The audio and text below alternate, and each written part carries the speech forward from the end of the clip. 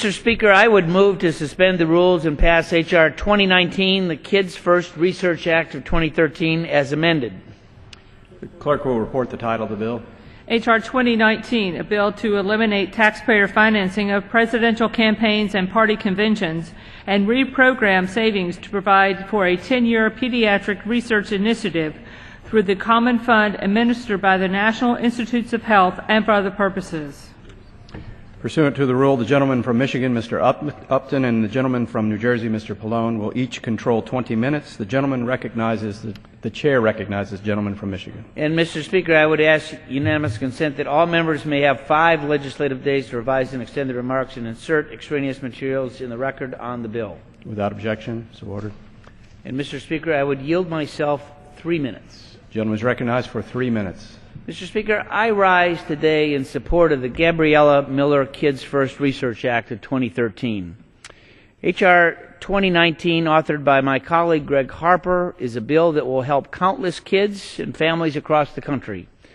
The Gabriella Miller Kids First Research Act would prioritize funding for the research of pediatric diseases and disorders such as cancer, autism, and Fragile X. It would eliminate taxpayer financing of party conventions, political money, and use these funds instead to expand pediatric research at the NIH Common Fund, through their Common Fund. This bill certainly does put kids first. You know, Gabriella Miller was a little warrior in the battle against childhood cancer. At only 10 years of age, she had the courage miles beyond her years. A frying pan and a walnut is all you need to understand her brave outlook on life. When she was diagnosed with brain cancer, she was told that the size of that tumor was about like a walnut. And from then on, Gabriella traveled with her trusty frying pan, squashing countless walnuts along the way all over the world. And that's the kind of courage and outlook on life that she had. Advancing health research for millions of young patients who suffer from rare and genetic diseases has got to be a priority. And while we've made great strides in the country in finding cures and treatments, we certainly have a great amount of work to do. Included in this work is pushing for research that is going to help uncover cures for pediatric diseases. In order for clinical trials and other advancements to meet their full potential, adequate resources have got to be directed for pediatric research. The legislation is an example of how much can be accomplished by ending wasteful spending and redirecting those funds towards national priorities like pediatric research. This effort is going to help families like the Kennedys in Mattawan, Michigan, my constituents. Eric and Sarah Kennedy have 2 wonderful little girls, Brooke and Brielle, who have the rare disease called spinal muscular atrophy. These 2 little angels, who are fighting SMA with the same vigor and sunny outlook exhibited by Gabriella, are decorated little generals in the effort to boost research for rare diseases and serve as an inspiration for every one of us. The sad reality is that it is often difficult to conduct research into rare diseases due to the small number of individuals with those diseases. But we're working to change that, yes we are, and provide families with greater hope for a cure in advances of treatment.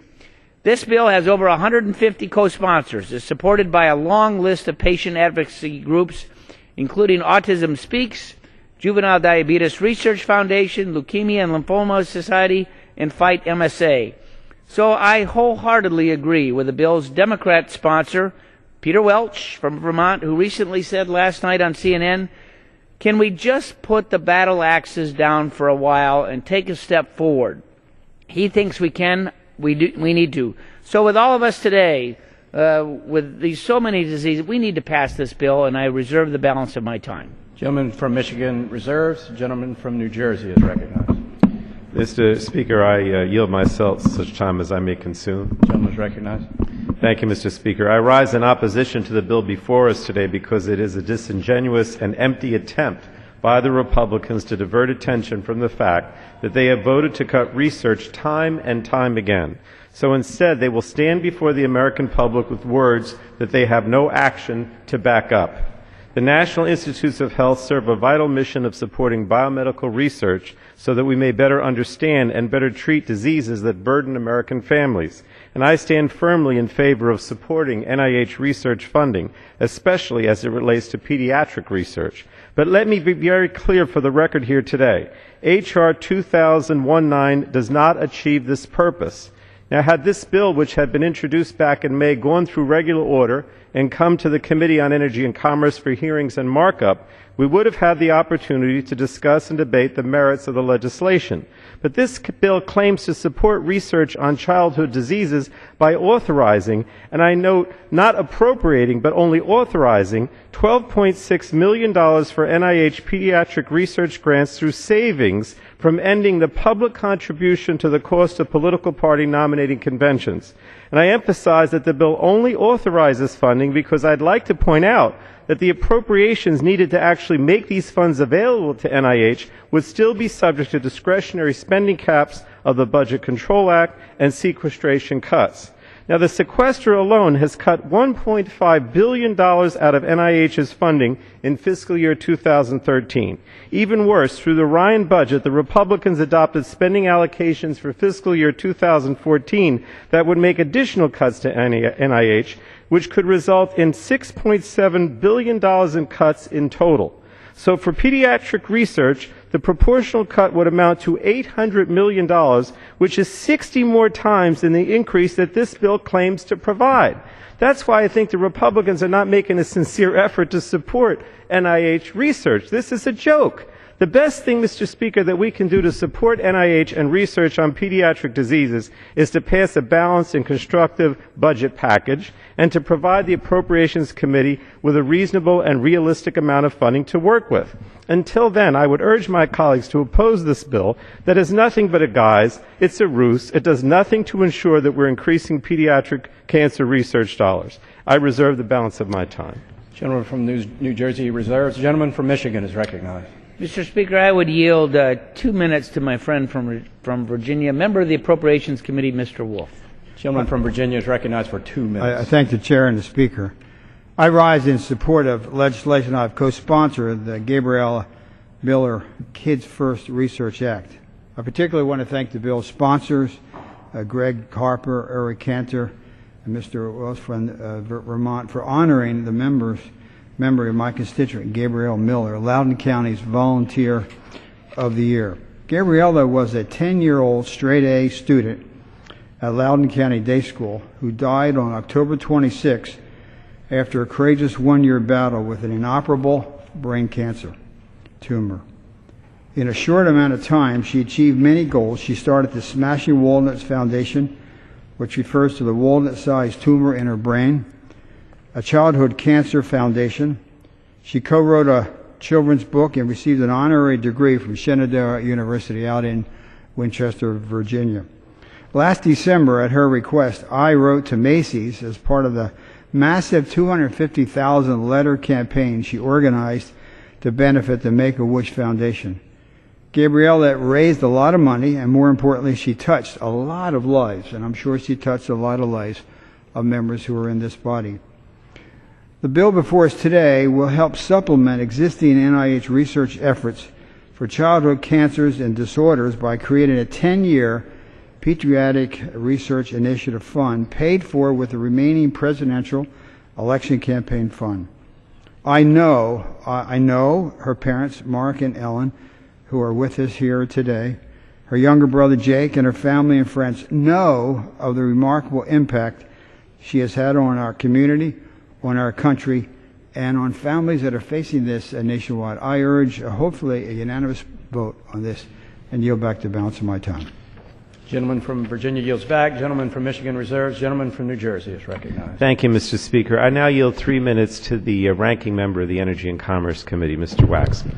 Gentleman from California is recognized for 3 minutes. Mr. Speaker, I rise reluctantly to oppose this bill, and I first of all want to express to Gabriella Miller's family my sincere sympathies.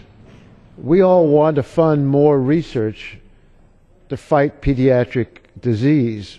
Nothing could be a more worthy objective if we could only reverse the cuts that this House has adopted under the Republicans' leadership, that NIH, the National Institutes of Health, could make an even greater amount of progress in understanding and treating so many different devastating diseases for children and for others. This bill never was heard in committee. We never had a chance to have witnesses come forward and talk about it or debate how best to achieve the bill's stated goals. And that's why many of us think it's more a statement but not a credible proposal, especially when you look at the Republican House majority's record on biomedical research funding. It's a dismal one. They wrote and passed a bill which would have significantly cut NIH. They supported sequestration, which similarly reduced the NIH budget by nearly $2 billion in 2013 alone. And now this bill comes along where they claim to provide NIH with about $13 million a year for pediatric research. Well, that's a minuscule amount compared to the funding for pediatric research NIH lost due to Republican budget cuts and sequestration. Now, the way we usually handle NIH is the Appropriations Committee issues a bill appropriating money for NIH. They can do that. If we increase the money for NIH, they could do that. They don't need this bill to increase funding for pediatric research. What they need is a higher spending cap. And this bill doesn't bring about a higher spending cap. And then I have concerns I want to express about the way they structure the investments in pediatric research by funding it through NIH Director's Common Fund.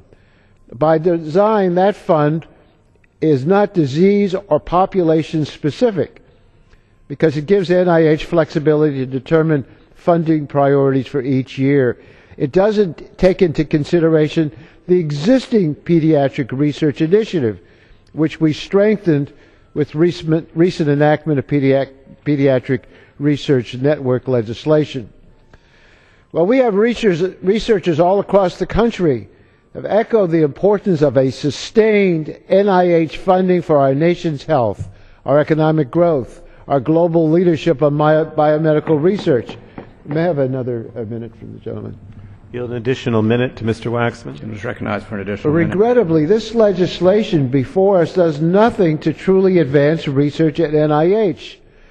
If we really had a sincere commitment to strengthen research at NIH, let's work together on a bipartisan basis.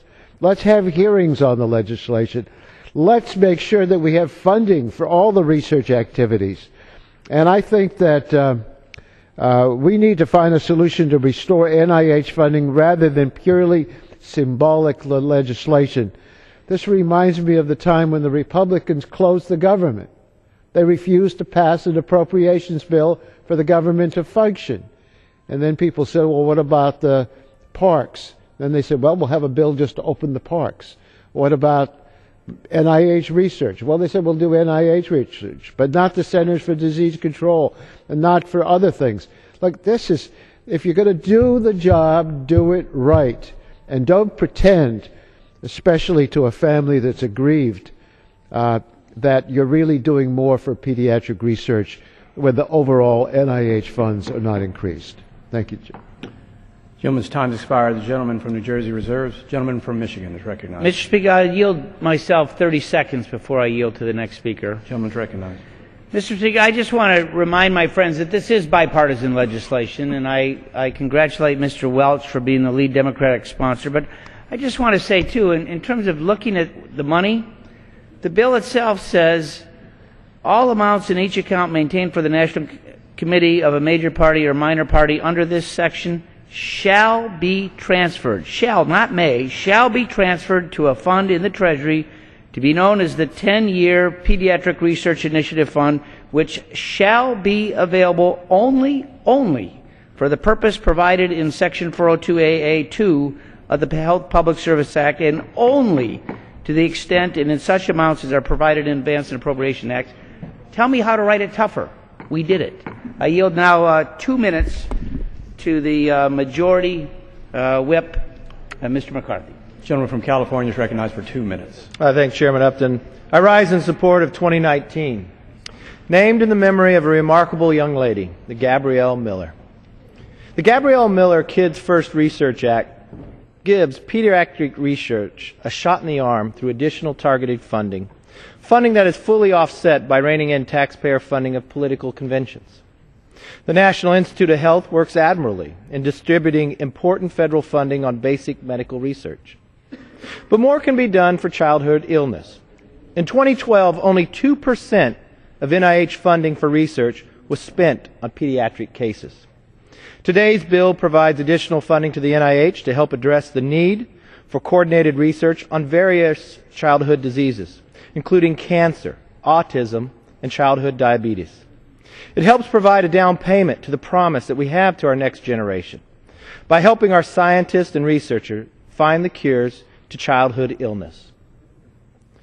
There is no Republican or Democrat form of childhood illness, and there is no Republican or Democrat way to fight it. By working together on this bipartisan bill, we can put our children above the presidential politics of every 4 years. I want to thank my good friend, Congressman Greg Harper, Congressman Peter Welch, for their work on this legislation. I also want to thank Majority Leader Cantor for his continued leadership on these issues affecting American families across the country. Vote yes on H.R. 2019. I yield back the balance of my time. Gentleman from California yields back. Gentleman from Michigan reserves. Gentleman from New Jersey is recognized. Mr. Speaker, I yield 2 minutes to the gentleman from Vermont, Mr. Welch. Gentleman from Vermont is recognized for 2 minutes.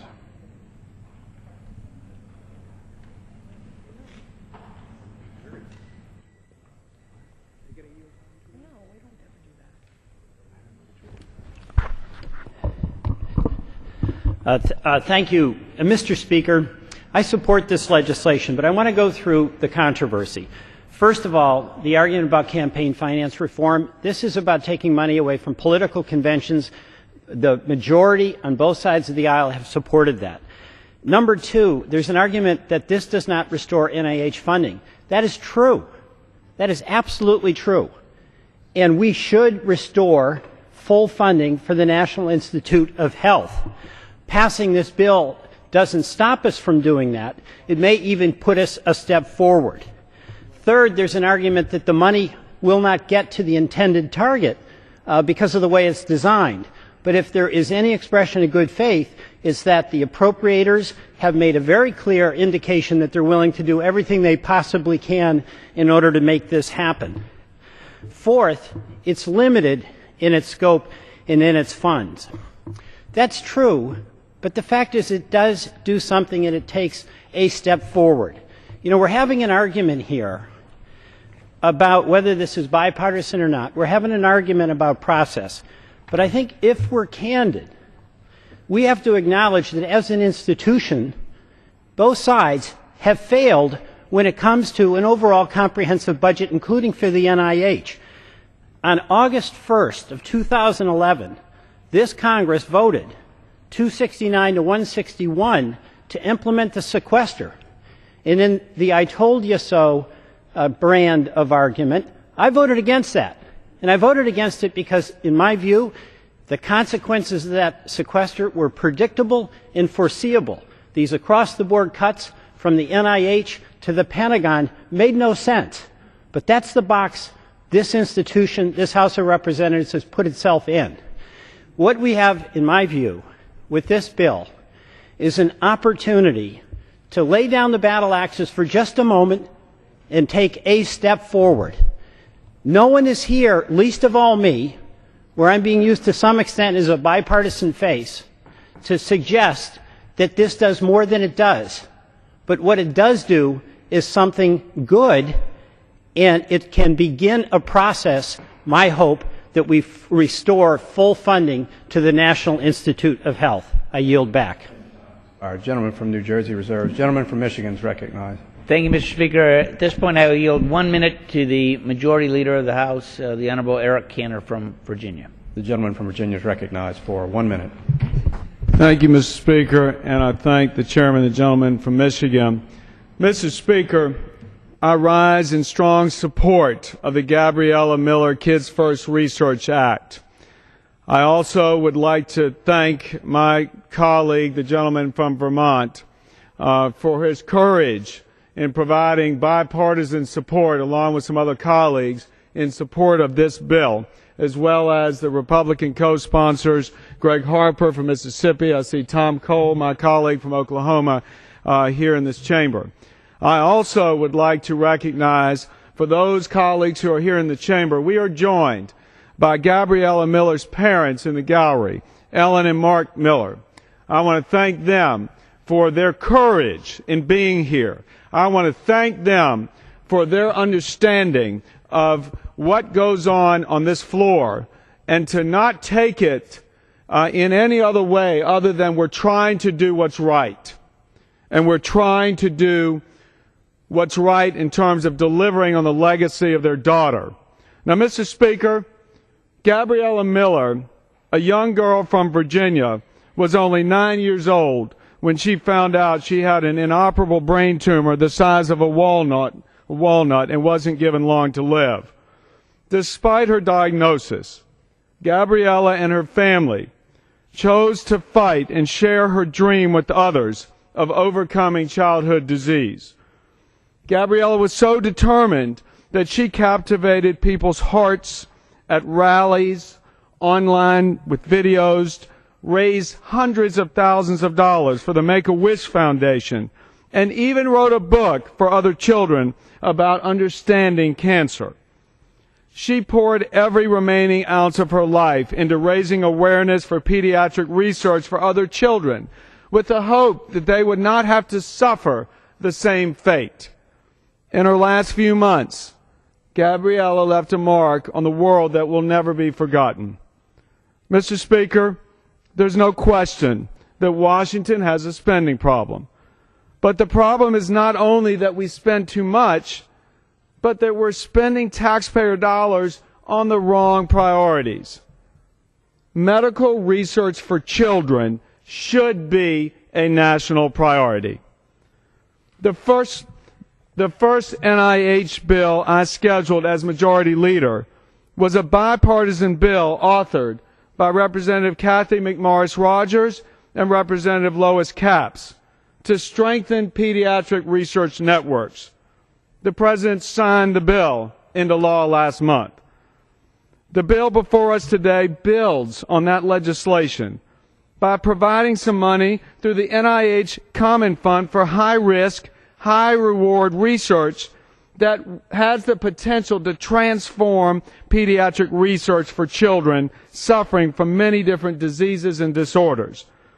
For the first time, Congress will establish a Pediatric Research Initiative Fund that will serve as an accountability mechanism to help ensure that dollars are reaching their intended target. While all of us support the NIH, this bill is an opportunity to push the agency to make big discoveries that will improve and ultimately save so many lives. We don't have to accept the status quo as the best we can achieve. Yes, the NIH needs taxpayer resources, but it matters how we invest and apply those dollars. Now, Mr. Speaker, some of my colleagues on the other side of the aisle say this is just a drop in the bucket compared to the sequester cuts. I agree. The sequester cuts were unfortunately indiscriminate, and I and my colleagues have proposed alternatives to them. But let's not let Washington politics get in the way of any effort to help these kids. This is one step of many that we should take together. How many times do we meet parents and families who share their stories and ask for help? Well, I recently had the privilege of meeting Gabriella's parents, Ellen and Mark, and they personally shared with me Gabriella's fighting spirit.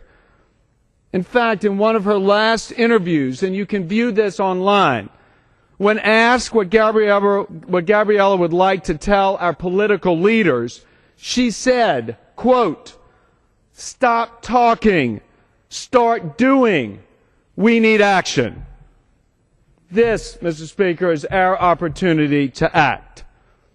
Now, outside of this building, this legislation has tremendous support. The leading children's research hospitals, United for Medical Research, and over 100 patient advocacy groups support this bill. Currently, it leads all other bills on cosponsor.gov with over 2,500 citizen co-sponsors. Now, this kind of support is great, but what matters now are the members of this House and how they vote. The question before members today is simple. What is more important? Finding cures for our children or balloons for party conventions and catering for politicians? The bottom line is this bill is a choice between allocating monies for political conventions or pediatric medical research. That's the choice. The bill isn't just about a government agency or taxpayer dollars. It's not about Democratic issues or Republican issues. It's about a cause, frankly, that should unite each and every one of us. And yes, I would say to my colleague from California, this is a serious first step. It is not everything. And to sit here and impugn anyone's motives, much less say something that somehow is a commentary that this isn't constructive towards the plight of the parents like the Millers who are around this country searching for some indication that we can break the political gridlock on an issue like this. And I align myself with the comments of my colleague from Vermont who says, can't we just put down the battle axes for something like this? Can't we all do that for somebody like Gabriella? Now, Gabriella may no longer be with us, but her fight lives on. I ask, Mr. Speaker, that all of us stand united today and join in this fight. And again, I want to thank Congressman Greg Harper. I want to thank Congressman Peter Welch for introducing this bill, as well as Congressman Cole from Oklahoma. And earlier this year, they began the effort to join with so many that have come before to raise awareness for the need for medical research. And yes, this time the need for us to prioritize funding for pediatric research. I'd like to thank Gabriella's parents, the Millers, who are so brave in their commitment to this effort and realize this is just a first step, for being here with us today and for joining us in this fight. And I strongly urge my colleagues to support this bill. And I yield back. Yeah. The gentleman yields back. All members should be reminded that it is not in order to introduce or to bring to the attention of the House occupants of the gallery. The chair will remind all persons in the gallery that they are here as guests of the House and that any manifestation of approval or disapproval of proceedings is in violation of the rules of the House. Gentleman from New Jersey is recognized. Thank you, Mr. Speaker. I would now yield 1 minute to the gentleman from Tennessee, Mr. Cohen. Thank you, Mr. Speaker. The gentleman from Tennessee is recognized for 1 minute. Thank you, sir. I oppose this legislation because it's window dressing, and it's not the big picture. $13 million is less than 1% of the $1.5 billion sequester cut. Less than 1%. The NIH is our research institution. It's our Department of Defense. It defends us from cancer and heart disease and Alzheimer's and AIDS and diabetes. But it's not being prioritized, and it should be the #1 priority of this House, keeping Americans safe and alive.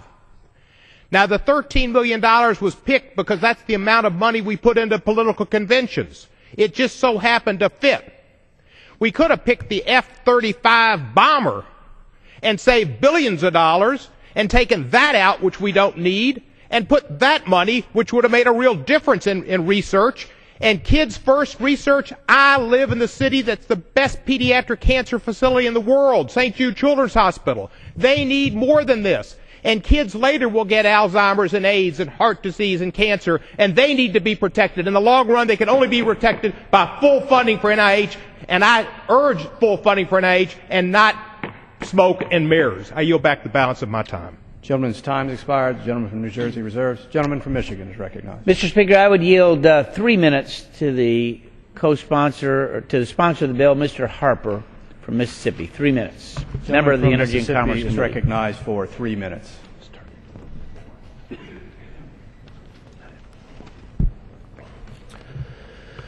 Mr. Speaker, I want to thank, first of all, Congressman Peter Welch for his hard work on this bill, and certainly for Leader Eric Cantor and Congressman Tom Cole. Creating a lifetime of hope and opportunity for our most vulnerable kids is more important than subsidizing week-long political pep rallies for the Democratic and Republican parties. This is why the House must advance H.R. 2019, the Gabriella Miller Kids First Research Act, a bill that pays for children's medical research with $126 million that the federal government currently sets aside for political conventions. On November 14, 2013, I had the privilege to meet in Leader Cantor's office with Ellen and Mark Miller. I watched them struggle to come up with the words to express their grief, which I saw become steadfast determination to do something special for Gabriella by allowing this bill to be named after their precious daughter. I'm wearing the yellow Smashing Walnuts bracelet that they gave me that day. I've watched numerous videos of Gabriella where she has made moving and profound statements such as, once you get cancer, you kind of got to be all grown up. And sometimes you have to stop talking and start doing. As the father of a 24-year-old son living with Fragile X syndrome, I understand the challenges families face raising children with special needs.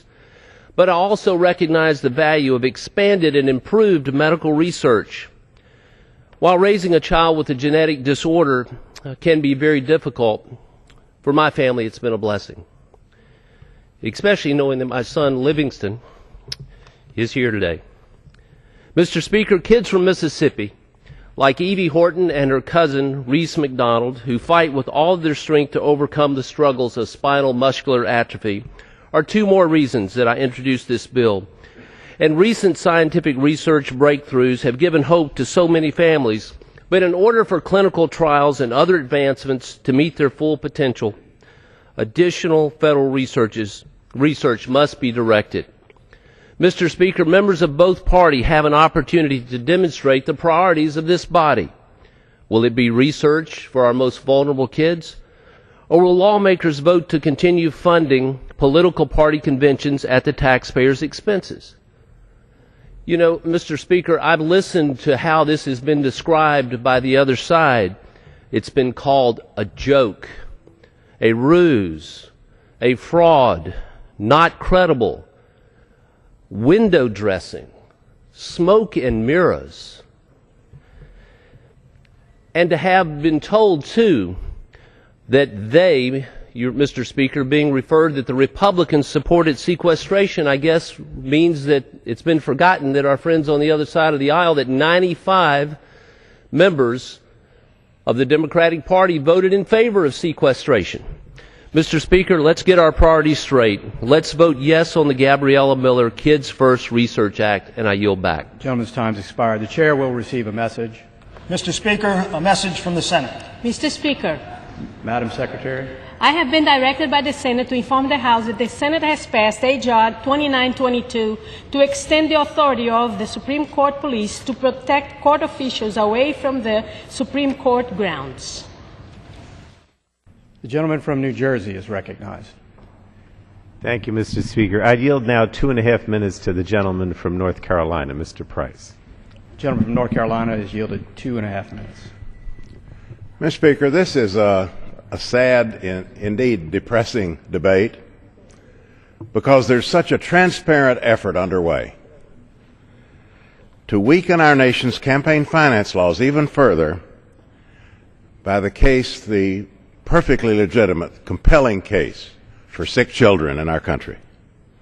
This represents the worst of Republican cynicism, and I've just got to say it. And since this measure stands no chance of passing the Senate, it's a fitting end to the least productive session of Congress in modern history. Passage of this bill will do nothing to increase federal funding of pediatric disease research. That's why it's so cynical.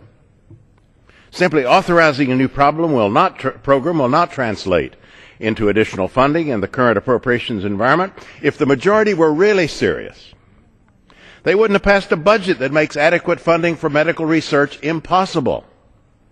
Or perhaps they would actually try to negotiate a comprehensive budget agreement that lifts sequestration once and for all, lifts it from pediatric research and many other priorities. Now, to make matters worse, this bill would make it more difficult to modernize and reinvigorate one of the most successful examples of campaign finance reform in our nation's history, the Presidential Public Financing Program, which has given candidates a viable alternative to private and corporate fundraising for more than 3 decades. Now, I agree with my colleagues from both parties that paying for presidential nominating conventions is not a wise use of taxpayer dollars. But if the House majority is truly concerned about this issue, I'd encourage them to schedule a vote on my bill, the Empowering Citizens Act, which would not only prevent taxpayer dollars from being used for conventions, but also includes important soft money provisions to prevent high-dollar special interests from funding conventions. The Empowering Citizens Act would mend, not end, the presidential public financing system, bringing it up to date with campaign realities. It would also establish a voluntary small donor public funding program for congressional campaigns, as well as strong rules forbidding coordination between super PACs and political parties or campaigns. I believe we're at a tipping point in the short history of campaign finance reform in our country. We can either choose to stand by the common sense reforms that restored America's faith in elections after the Watergate scandal, or we can choose to cede control of political campaigns entirely to wealthy corporations and interest groups. The responsible choice is clear. So I strongly urge colleagues to oppose this measure in the hope that the Republican majority will both get serious about medical research funding and get serious about the oversized influence of millionaires and billionaires and super PACs in our democracy. Gentleman's time's expired. Gentleman from New Jersey reserves. Gentleman from Michigan is recognized. Mr. Speaker, I would yield at this point 1 minute to the gentleman from New Jersey, a co-sponsor and a member of the bill and a member of the Energy and Commerce Committee, Mr. Lance. 1 minute. Gentleman from New Jersey is recognized for 1 minute. Thank you, Mr. Speaker. I rise today in strong support of the Gabriella Miller Kids First Research Act. My colleagues have told the story of Gabriella Miller. She was one of the many young people every year who leave this world too early due to disease. Too many families share this grief. Today we take a step in making a difference in the lives of those struggling with pediatric diseases and disorders such as cancer and autism. Today Congress, working together, will target taxpayer funding for scientific research and life-saving treatments that can lead to better outcomes and, I hope someday, a cure.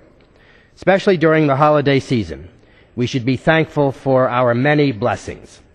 I am thankful in part for the families and advocates whose challenges we may never understand, but whose commitment and love for their children is unyielding and inspiring. Today we take action in their name. I yield back the balance of my time. Gentleman's time's expired. Gentleman from Michigan reserves. Gentleman from New Jersey is recognized. Mr. Speaker, can I ask how much time remains on both sides? Both sides have 8 minutes remaining. Thank you. I now yield a minute and a half to the gentlewoman from New York, the ranking member of the Appropriations Committee, Ms. Lowy. The gentlewoman from New York is recognized for 1.5 minutes. Mr. Speaker, I rise to honor the memory of Gabriella Miller and her courage and the courage of her parents, but I oppose this hypocritical bill. I have spent my career fighting to ensure that our researchers have every resource to find life-saving treatments and cure. This bill would do nothing to increase investments in medical research. It is unfathomable to me that those who champion the cuts of $1.55 billion to the NIH now try to authorize with no promise to fund. That cut of $1.55 billion led to a cut of $255 billion to the National Cancer Institute and $66 million to the Child Health Institute that funds pediatric research. My heart is with the family of Gabriella Miller and my dear friends who lost a little girl of about 6 years old from a childhood cancer, and I'll never forget it. Let's work together to truly fund, to appropriate money, not pretend by authorizing. It's a nice thing to do, but we have to vote no on this cynical bill. And I ask today that we join together to increase investments, to increase funding for pediatric research, not support cuts to the National Cancer Institute, cuts to the National Institutes of Health. And I yield back the balance. Gentlelady's time's expired. The gentleman from New Jersey reserves. The gentleman from Michigan is recognized. Mr. Speaker, at this point I yield 3 minutes to the gentleman from Oklahoma, member of the Appropriations Committee and a co-sponsor of the bill, Mr. Cole. 3 minutes. The gentleman from Oklahoma is recognized for 3 minutes. Thank you, Mr. Speaker, and I thank my friend for yielding. I want to begin by praising my friend Greg Harper and my friend Peter Welch, who've come to this floor with a very worthy purpose, and that's to redirect government funding toward something that's not particularly important, towards something that's very important, medical research for children. The question when you have a worthy goal is always, how do you pay for it? Where will you actually get the resources? For many years, I brought to this floor legislation that would eliminate public funding for political party conventions and presidential campaigns. I could go into the debate ad infinitum. The president's never used any public funding, didn't feel the need for it in either of his two campaigns, neither did Mr. Romney. Now, on the political conventions, both political parties this year actually did take the money. I can tell you, as a former chief of staff of the Republican National Committee who put on a convention in 2000, they don't need it. They absolutely do not need it. They can raise all the money they need from private sources, just as their nominees raise money from private sources. So that bill has actually passed this House on multiple occasions with a bipartisan vote. I was prepared to do that again, and I got a call from Leader Cantor. He said, "Tom, I know you've been working on this problem for a long time. I know you're concerned about it. What if we redirected that money towards something that is a better purpose, a better use of public dollars?" And he mentioned Greg's bill, and I couldn't agree with him more. So for those of you that are looking for something sinister or trying to link this to something it's not connected to, like the sequester, it's simply a modest step in the right direction, and it takes money that we know is wasted and puts it to good use. For those of you that say it can't pass the other body in the last Congress on an amendment voted 95-5 to take away public funding of political conventions. We still have a disagreement on presidential campaigns, but funding political conventions really is more important than directing this money to a more worthy purpose. We're not even trying to take it out of the federal budget. I just think that kind of logic defies imagination. This is a good faith effort to do something that ought to bring us together instead of pull us apart. It's a modest step. I'd be the first to admit that. But let's take the modest step in the right direction, take public dollars that we're now wasting on political conventions, give them to researchers, and let them do their work. That's just simply a better use of the public purse in a time of limited means. So I urge support for my friend's bill, H.R. 2019, Mr. Harper and Mr. Welch. I want to thank Leader Cantor. This was his idea of bringing two good ideas together. I think it's a good one. I hope this House embraces it in a bipartisan fashion. I want to thank my friend, the Chairman of Energy and Commerce, for his effort to bring this forward and advance it. With that, I yield back the balance of my time. Gentleman yields back. The gentleman from Michigan reserves. The gentleman from New Jersey is recognized. Thank you, Mr. Speaker. I yield 2 minutes to the gentlewoman from Connecticut, who is the ranking member of the Labor HHS Appropriations Subcommittee. Ms. DeLauro. The gentlewoman from Connecticut is recognized for 2 minutes. I rise in opposition to the so-called Kids First Research Act, which, despite its name, does absolutely nothing to support either kids or pediatric research. This bill does not include a single additional dollar for pediatric research. It just ends another program. It merely suggests this money should be used to fund NIH if and only if a later appropriations bill calls for it. The money does not automatically go for pediatric research. This is a feel-good messaging bill that plays a bait-and-switch on American families, hoping and praying for research dollars to save their children. This majority wants to pretend that they are supporting medical research when in fact they have continually cut this fundamental priority since 2011. Consider the very first bill passed in this House in 2011, H.R. 1. That bill, supported by all but 3 Republicans, almost every single member of this majority voted to cut $1.6 billion from the National Institutes of Health. And most of those who have spoken this morning were those who voted to make that cut.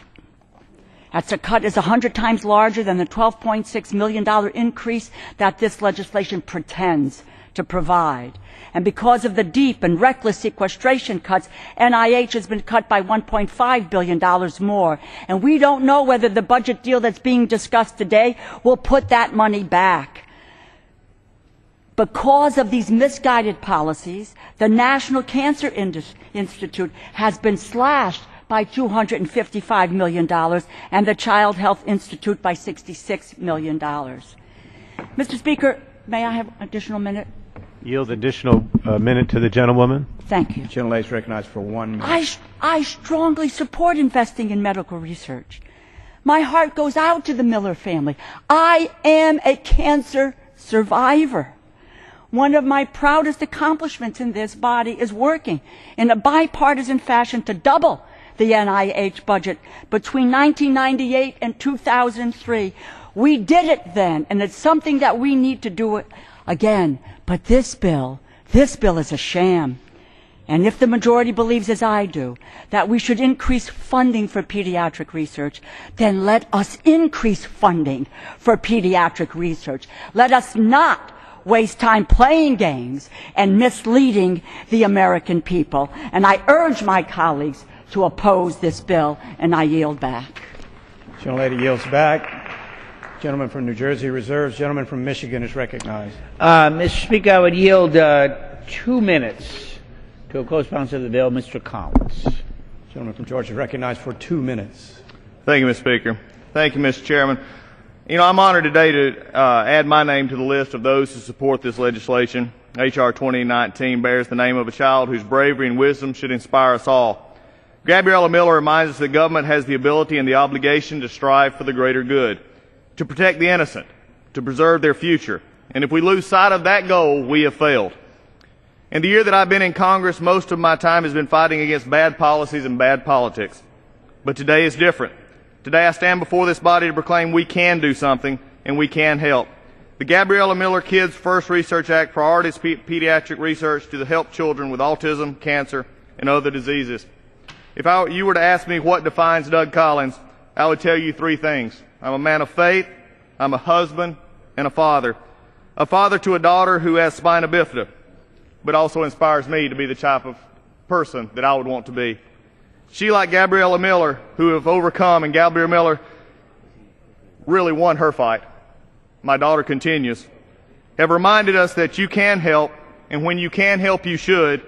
When you can make a difference, no matter how small, it still matters. It's still worth doing.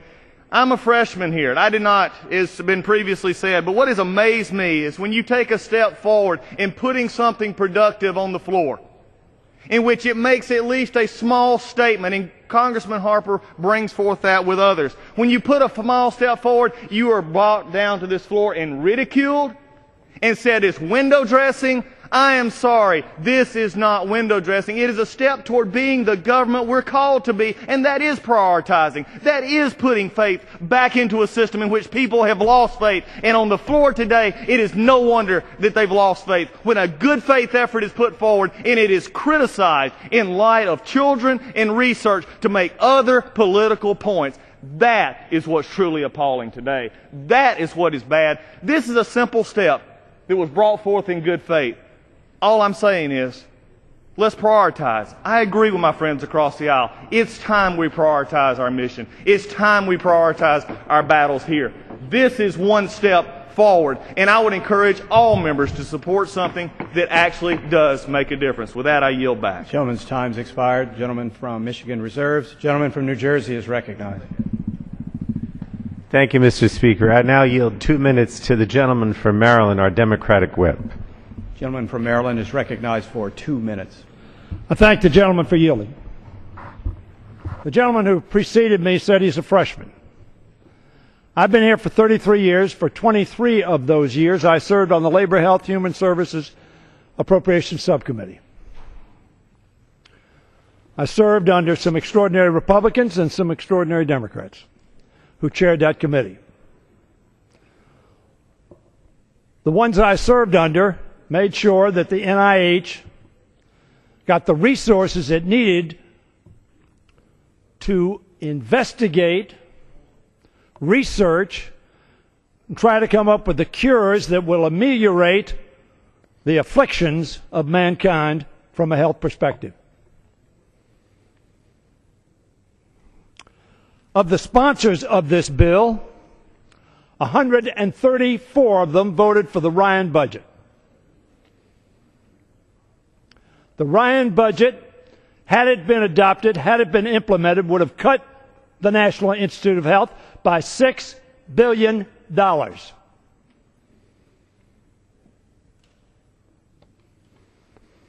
The budget that we're going to consider will still require reductions in NIH funding by perhaps as much as 80 times to 100 times the money that is theoretically in this bill. And by the way, there is no money in this bill. This is an authorization. As I'm sure Ms. DeLauro, who is the ranking member, has pointed out, it provides no money. And many of you perhaps are going to vote for a budget that will cut NIH. But you're going to pass a bill, and that's what Mr. Collins apparently is concerned about, because we're saying that this is a facade, a pretense of support. Paper will not help pediatric research. Money will. Investment will. I ask for an additional, what do you got? I yield an additional minute to the gentleman. Gentleman's recognized for 1 minute. To that extent, this is not real. It is a message. Everybody on this floor, I presume, is for children's health, is for pediatric research, is for trying to make sure that our children are healthy and saved from disease and affliction. I presume all of us are for it. But talk is cheap. The Ryan budget would have cut $800 million from pediatric research alone. 134 of the sponsors, 134 of the sponsors of this bill voted for the Ryan budget. So in other words, on one hand, you're given, theoretically, if there was money available to do this, $11 million for pediatric research with this hand. That's 113 over 10. And $800 million being taken away with this hand. Who do you think you're fooling? 1 more minute. I would yield whatever time I have remaining. Gentleman has 30 seconds remaining. So let us not fool the public that we're doing something for pediatric research. And I know my friend Mr. Upton has been a supporter of NIH in years past, and he is my dear friend and a good member. But I tell my friend This bill does not do anything for pediatric research. You'll have an opportunity to vote for pediatric research. Vote to get rid of the sequester. Vote to invest in the National Institute of Health, not to cut it. That'll make a difference for pediatric research. I urge the defeat of this bill. Gentleman from New Jersey's time's expired. The gentleman from Michigan is recognized. Mr. Speaker, may I just ask so the gentleman, Mr. Pallone, has no time left, is that right? His time's expired. And I have 3 You minutes? have 3 minutes. I yield myself balance of our time. Your gentleman's recognized. Mr. Speaker, I did appreciate the nice words that were directed to me by my friend, Mr. Hoyer, in support of the NIH. And I will remind those that don't know that I was the Republican lead a number of years ago with Mr. Waxman and Mr. McCain and Mr. Wellstone to double the money for the NIH, one of the most significant things that this Congress, I think, has ever done. But I got to say that I simply don't understand the opposition to this bill. Yes, I am absolutely supportive of the NIH bill, and we'll continue to do that and more money. The Ryan Murray budget agreement, which we'll be voting on tomorrow, I'll be supporting. And it includes programs like the NIH, which I'm told will be increased about $23 billion or 2% over the current levels. In today's The Hill, there's an ad, a full-page ad here offered by First Focus Campaign for Children. It says, "Thank you for making children your first focus." And it lists maybe as many as 80 to 100 members, including many of those that spoke today against the bill. But it says, "Thank you for making children your first focus." That's what this bill is about. And it's not just a simple authorization. Yes, we do pass those from time to time. This actually directs the language of the bill. Says, and I quote, "shall be transferred." Shall. Doesn't use the word may, maybe, whatever.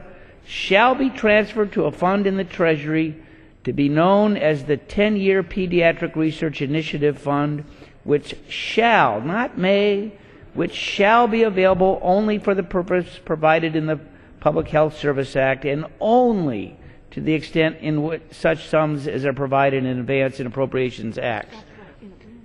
We made it pretty tight. The authors of this bill made it pretty tight. Tell me how we can make it tighter.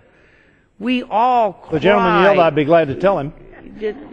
I'm sorry. I'd be glad to make a suggestion on how you could do that. Well, to me, we use shall a number of different times. You've got to have money. Well, that's what we do. We take money. If you don't have any money, you can't spend it. The money comes from the political conventions. That's the direct offsets that's used. All of us cry for these families that lose these beautiful little kids. This bill, if it passes and gets enacted, will provide money to help families like Gabrielle's, who lost a beautiful little girl who really used the last year of her life to promote a fund like this, and work with the NIH. That's what this should be all about. And I commend Mr. Cantor and others. The rules that we have here is you've got to find an offset when you increase spending. That's what this bill does. And it finds an offset that I think many of us could accept to actually fund the program and direct the dollars to a fund within the NIH to make sure that it works. That's what we want to happen. And I would urge my colleagues to vote for this bill. Yes, it's under suspension, no amendments, we need a 2/3 vote. So I would ask my colleagues to support this bill, and I yield back the balance of my time. The gentleman's time's expired. The question is, will the House suspend the rules and pass the bill H.R. 2019 as amended? Those in favor say aye. Aye. Those opposed, no. In the opinion of the chair, two-thirds. I would ask for recorded vote. The opinion of the chair. The gentleman asked for the yeas and nays. Yes. The yeas and nays are requested. Those favoring a vote by the yeas and nays will rise. A sufficient number having risen, the yeas and nays are ordered. Members will record their votes by electronic device. Pursuant to Clause 8 of Rule 20, this 15-minute vote on suspending the rules and passing H.R. 2019 will be followed by 5-minute votes on suspending the rules and passing H.R. 2319, Senate Bill 1471, H.R. 3212, and H.R. 1992. This is a 15-minute vote.